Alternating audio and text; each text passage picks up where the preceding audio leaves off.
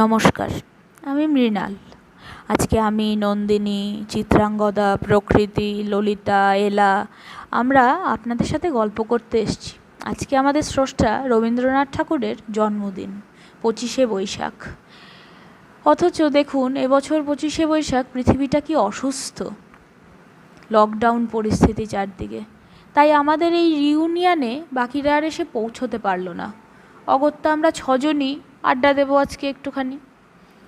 আমরা আজকে ঠিক করেছি কথা বলবো আমাদের স্রষ্টাকে নিয়ে, কিভাবে তিনি আমাদেরকে ঢেলে সাজিয়েছেন প্রত্যেকের থেকে প্রত্যেককে আলাদা করে, অথচ একই সুতোয় বেঁধে রেখে।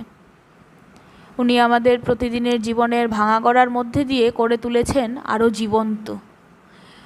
আমরা তাই বছরের পর বছর থেকে গেছি আপনাদের সকলের মাঝখানে। আজকে নন্দিনী প্রথম শুরু করছে। বলো নন্দিনী, তুমিই বলো। কি বলি বলো তো? রবি ঠাকুরের ইচ্ছে আমি ঈশানী পাড়ার খোলা আকাশের নিচে থাকা মাঠের বাঁশি শুনে শুনেই খুশি হওয়া এক মানুষ। আবার তিনি আমাকে এনে ফেললেন যক্ষপুরীতে। অদ্ভুত দমবন্ধ এক পরিবেশ। এখানে এসে দেখি সবার মধ্যে রাজাকে নিয়ে এক অদ্ভুত ভয়। আরে, যাকে দেখাই যায় না তাকে আবার কিসের ভয়? আমার রঞ্জন আমায় ভয় পেতে শেখায়নি। তবে কি জানো, এই যক্ষপুরীতে আমার আর বিশু পাগলের মধ্যেই একটা খোলা আকাশ বেঁচেছিল। আর রঞ্জন আমায় ভালোবেসে বলতো রক্তকরবী। কিশোর যেমন আমাকে এই রক্তকরবী এনে দিত, তেমন বিশু আমাকে গান দিত। এই বিশুর গান আর রঞ্জনের ভালোবাসার জোরই হয়তো আমাকে টিকিয়ে রেখেছিল।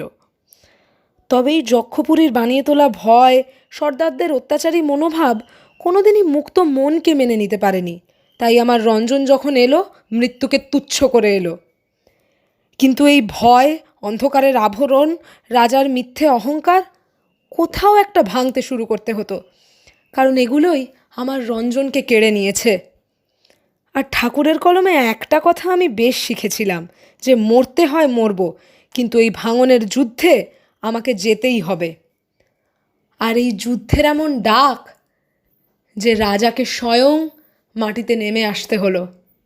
শুরু হলো যুদ্ধ, রাজশাসনের বিরুদ্ধে, অন্যায়ের বিরুদ্ধে, ভাঙনের যুদ্ধ। আচ্ছা চিত্রাঙ্গদা, এই ভাঙনের যুদ্ধ আমার চেয়ে তোমার কিছু কম নয়, কি বলো? ঠিকই, রবি ঠাকুর তো আমাকে এই ভাঙা গড়ার মধ্যে দিয়েই তৈরি করলেন। দেখো না, আজকে সমাজে নারী পুরুষের সমতার জন্য উঠে এসেছে নারীদের মধ্যে পুরুষ হতে চাওয়ার বা পুরুষের মতো হওয়ার এক অদম্য ইচ্ছে। পুরুষেরা আমাদের সমাজে অনেক বেশি গ্রাহ্য, এই কথা মাথায় রেখে অনেকেই চান তার মেয়ে হোক ছেলের মতো। কিন্তু আমার স্রষ্টা যেহেতু দূরদর্শিতা সম্পন্ন, তিনি বহু আগেই তা লিখে গেছেন তাঁর নৃত্যনাট্যে। আমাকে কালজয়ী করে গেছেন স্বয়ং রবীন্দ্রনাথ। তিনি নতুনভাবে মানসপটে আমাকে এঁকেছেন। আমি যেমন পারি অস্ত্র নিয়ে যুদ্ধে যেতে, তেমনই পারি পরবর্তীতে দেখা গেছে নারী সুলভ ব্যবহার করতে। এই নাটকের মধ্যে দিয়ে রবীন্দ্রনাথ আপনাদের চোখে আঙুল দিয়ে আমার মাধ্যমে দেখিয়ে দিয়েছেন যে একটি নারী দুইই পারেন, এবং তাকে তার যোগ্য স্থান পেতে পুরুষ হতে লাগে না। সে কুরূপা হিসেবে যতখানি নারী, সুরূপা হিসেবেও ততখানি। তাই জানো তো মৃণাল, কোথাও ভাঙা, কোথাও গড়া, নিজেকে খোঁজা, সব মিলিয়ে কোথাও একটা গিয়ে হতাশা রয়ে গেল জীবনটা নিয়ে।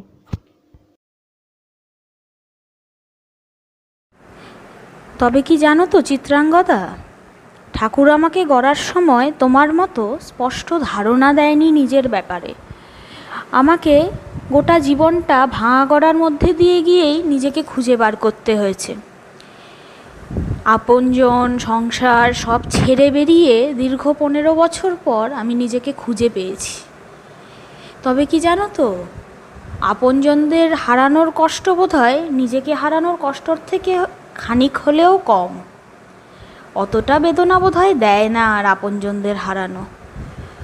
আমার যে সবচেয়ে আপনার লোকটি ছিল, সেও আমাকে কোনোদিন আলাদা করে মানুষ ভাবেনি, জানো তো, স্ত্রী ভেবেই কাটিয়ে দিয়েছিল। আমি হয়তো বৌঠানের মতো মানিয়ে নিতে পারিনি বলে এই শুধু স্ত্রী হয়ে থেকে যাওয়ায় আমার এত কষ্ট। তবে কি জানো তো, ওদের সদরে একটুখানি বাগান আছে, ঘরে সাজসজ্জা আসবাবের অভাব নেই, আর অন্দরটা যেন পশমের কাজের উল্টো পিঠ। সেদিকে কোনো লজ্জা নেই, শ্রী নেই, শয্যা নেই, সেদিকে আলো মিটমিট করে জ্বলে, হাওয়া চোরের মতো প্রবেশ করে, উঠোনের আবর্জনা নড়তে চায় না, দেওয়ালের এবং মেঝের সমস্ত কলঙ্ক অক্ষয় হয়ে বিরাজ করে। তবে বাইরে থেকে যদি তোমরা দেখো, তোমরা একটু ভুল ভাববে। তোমরা ভাববে যে এটা বুঝি আমাদের দুঃখ দিত অহোরাত্র, কিন্তু জানো তো, ঠিক তার উল্টো। অনাদর জিনিসটাই আসলে ছাইয়ের মতো। সেই ছাই আগুনকে হয়তো ভেতরে ভেতরে জমিয়ে রাখে ঠিকই, কিন্তু বাইরে থেকে তার তাপকে বুঝতে দেয় না। সেই তাপেই বোধহয় জ্বলে সোনা হয়েছি আমি দীর্ঘ 15 বছর পর। খুঁজে পেয়েছি নিজেকে। কবি বোধহয় আমার কথাই কোথাও ভেবে আমার মুক্তি আলোয় আলোয় গানটি লিখেছিলেন। তবে যাই বলো, প্রকৃতি তোমার থেকে ভালো মুক্তি নিয়ে কেউ বলতে পারবে না। মৃণালের কথা তো না হয় হলো, তবে আমার গল্পটা কিছুটা হলেও আলাদা। রবি ঠাকুর যেমন সময়ের থেকে বেশ কিছুটা এগিয়ে, তেমনি অনেকটা প্রাচীন। যেমন পারেন পুরাতনকে খুঁজতে, তেমনি পারেন নূতনকে আহ্বান জানিয়ে এক সহাবস্থান স্থাপন করতে। তাই ঠাকুর আমার গল্পের মধ্যে দিয়ে দেখিয়ে দিয়েছেন এক বহু প্রাচীন সমস্যা, বিভেদ। মানুষের সাথে মানুষের বিভেদ, জাতের কারণে, ধর্মের কারণে, বর্ণের কারণে। এবং এই সমস্যা আজও আমাদের সমাজে রয়ে গেছে। আমাদের চারদিকে মানুষের সাথে মানুষের বিভেদ নানা কারণে। তবে আমারই গল্পের শেষে ঠাকুর এই সমস্যার থেকে বেরিয়ে আসার পথটাও দেখিয়ে দিয়েছেন।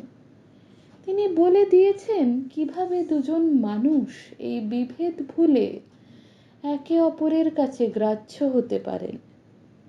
তাই আমরা যদি ঠাকুরের এই বন্ধনহীন গ্রন্থির মতো বেঁধে দেওয়া পথ অনুসরণ করতে পারি, মুক্তি মিলবেই। কি বলো ললিতা? মুক্তি তো মিলবেই, তাই না?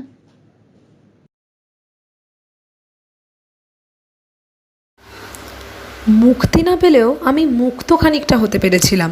এই দেখো না, ওরা যখন বলল বিনয়কে আমার সাথে বিয়ে করতে হলে ব্রাহ্ম ধর্ম গ্রহণ করতে হবে, কিন্তু আমরা এর থেকে মুক্ত হতে পেরেছিলাম। ধর্ম পরিবর্তন করতে হয়নি বিনয়কে। আসলে এই ধর্মীয় গোঁড়ামি নিয়ে আমার চিরকাল আপত্তি। তাই গোঁড়ার ধর্মের প্রতি এক অন্ধবিশ্বাস আমার চিরকালই অপছন্দের। কিন্তু আমি এও জানতাম অন্য আরও অনেকের মতো গোঁড়ার দেশের প্রতি ভালোবাসা কৃত্রিম নয়। তাই যখন ম্যাজিস্ট্রেটরা অন্যায়ভাবে গোঁড়াকে গ্রেপ্তার করলো, আমি কিন্তু প্রতিবাদে সোচ্চার হয়েছি।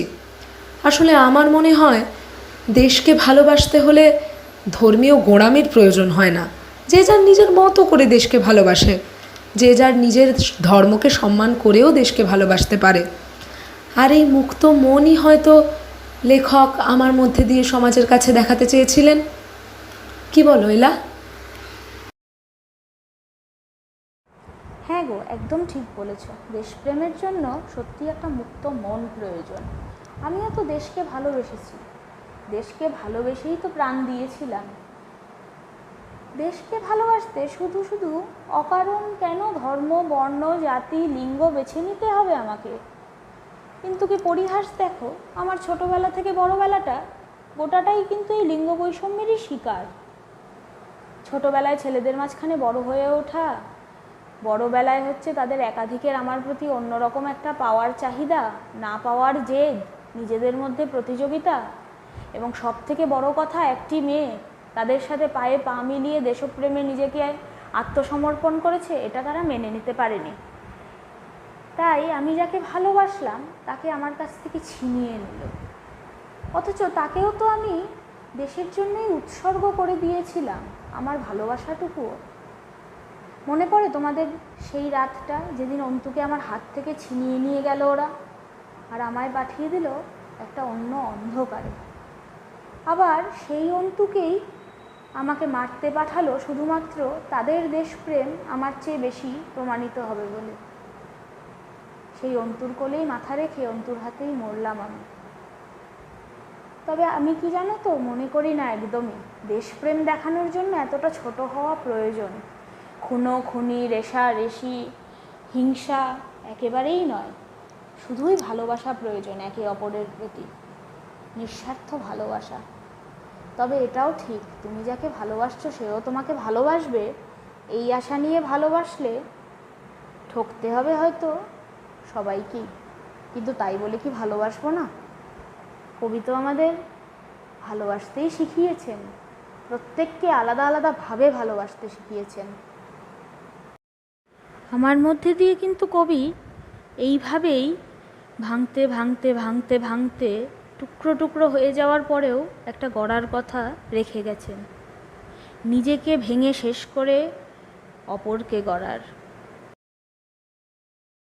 হ্যাঁ এলা, ঠিকই বলেছ। তবে কি জানো তো, আজকে আমরা এতদিন পর দেখা করতে পেরেছি, কথা বলতে পারছি, হয়তো তার কারণ আমরা রবি ঠাকুরের কলমের সৃষ্টি। ঠাকুরের সাথে সাথে আমরাও কোথাও একটা অমরত্ব লাভ করেছি। কিন্তু যাদের কথা কেউ শুনলো না, যাদের লড়াইগুলো হারিয়ে গেল, যাদের কেউ মনে রাখলো না, আমাদের এই লড়াইগুলো, আমাদের এই বেঁচে থাকাগুলো, আমাদের এই অমরত্বগুলো তাদের সবার জন্য থাক। আমাদের যেমন দাড়ি বুড়ো লড়তে শিখিয়েছেন, তেমনি যুগে যুগে কালে কালে সবাইকে দাড়ি বুড়ো লড়ার প্রেরণা জাগাক।